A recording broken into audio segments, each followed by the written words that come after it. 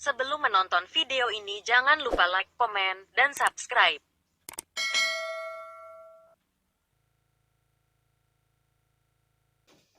Bismillahirrahmanirrahim. Assalamualaikum warahmatullahi wabarakatuh. Alhamdulillahi rabbil alamin. Wassalatu wassalamu ala asrafil anbiya'i wal mursalin, Sayyidina Muhammadin wa ala alihi wa ashabihi wa man tabi'ahum bi ihsani ila yaumiddin. Amma ba'd. Alhamdulillah, hari ini kita kembali pada pembelajaran online kita untuk mata pelajaran SKI. Bagaimana kabarnya anak-anakku semua? Sehat? Jadi sebelum kita mulai pembelajaran, mari kita berdoa.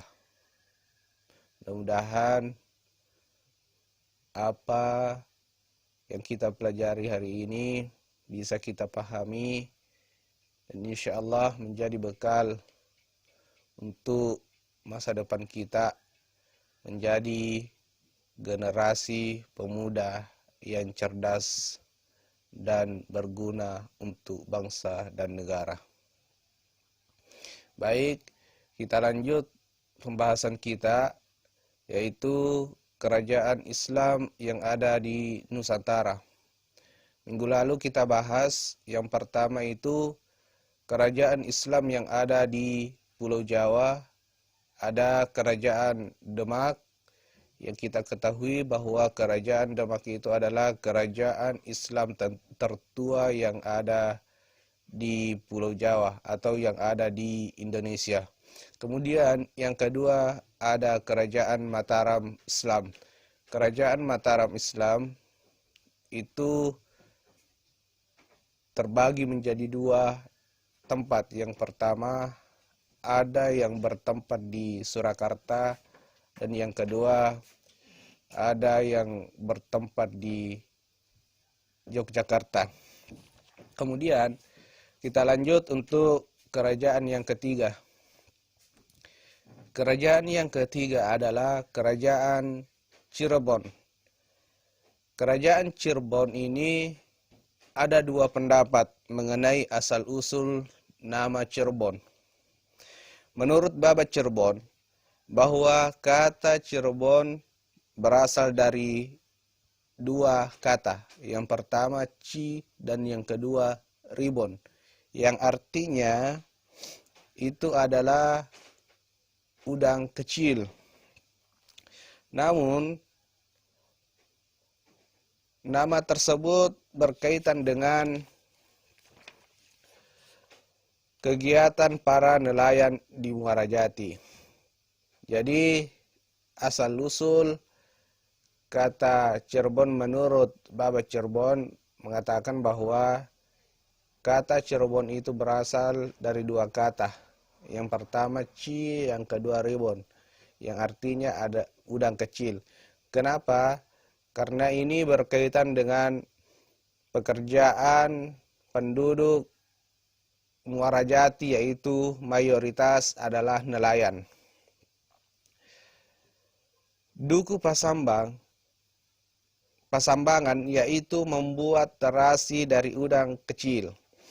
Jadi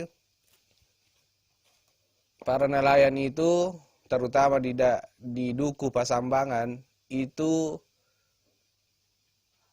udang kecil diolah menjadi olahan terasi.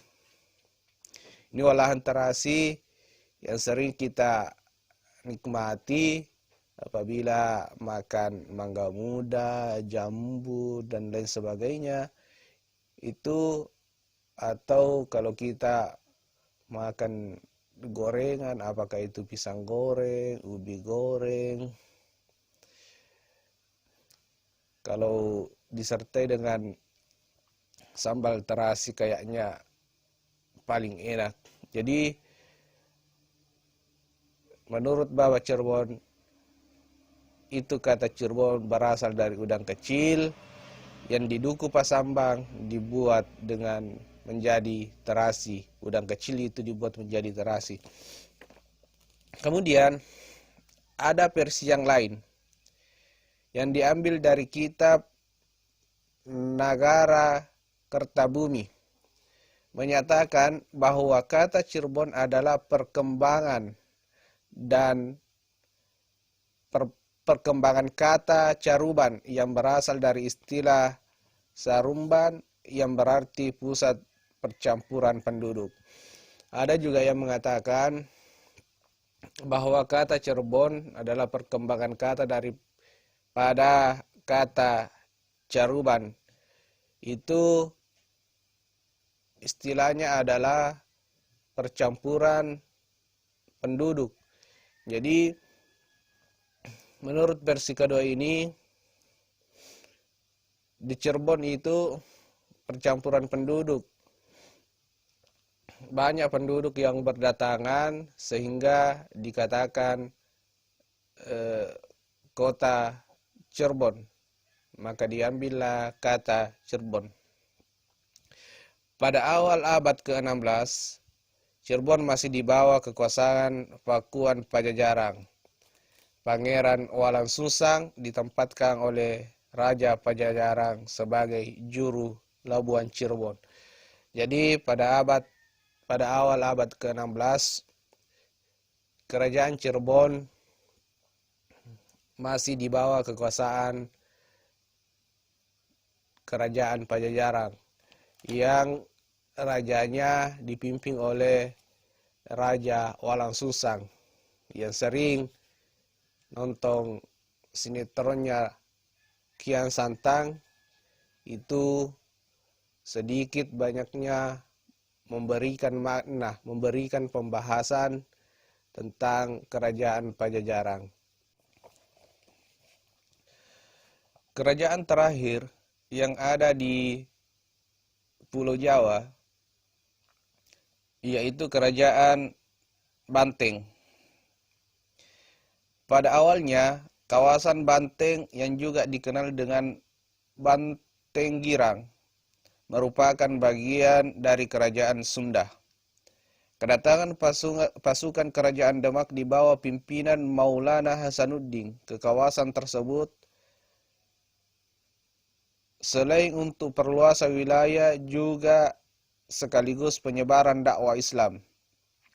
Di samping dipicu oleh adanya kerjasama antara Sunda dan Portugal dalam bidang ekonomi dan politik. Hal yang dianggap dapat membahayakan kedudukan kerajaan Demak selepas kekalahan mereka mengusir Portugal dari Malaka pada tahun 1513.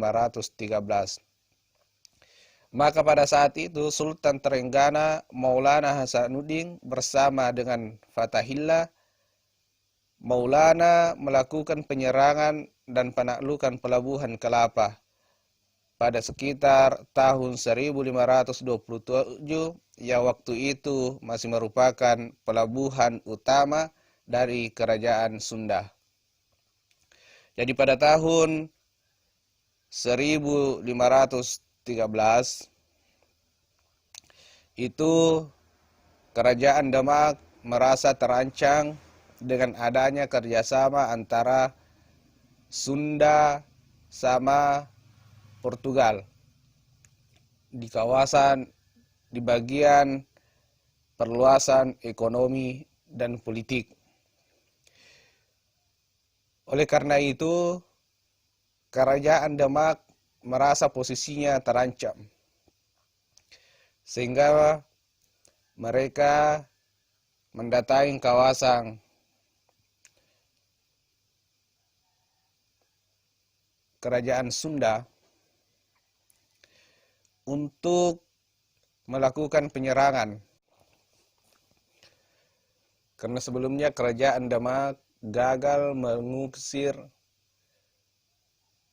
orang Portugal dari Malaka. Jadi kerajaan Benteng ini awalnya merupakan bagian dari kerajaan Sunda. Akan tetapi setelah kerajaan Demak yang dipimpin oleh Maulana Hasanuddin bersama Fatahillah mendatangi kerajaan Sunda, kemudian mereka mampu menaklukkan kerajaan Sunda yang pada saat itu bekerja sama dengan Portugal di bidang ekonomi dan politik pada tahun 1527, sehingga mereka mengambil alih kerajaan Sunda, mengambil alih kerajaan Banteng yang dibawa kekuasaan kerajaan Sunda.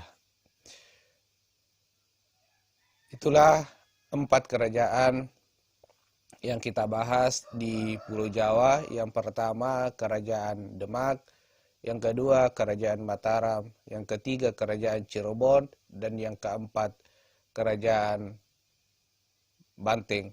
Insyaallah pembahasan kita untuk minggu depan yaitu kerajaan Islam yang ada di Pulau Sumatera.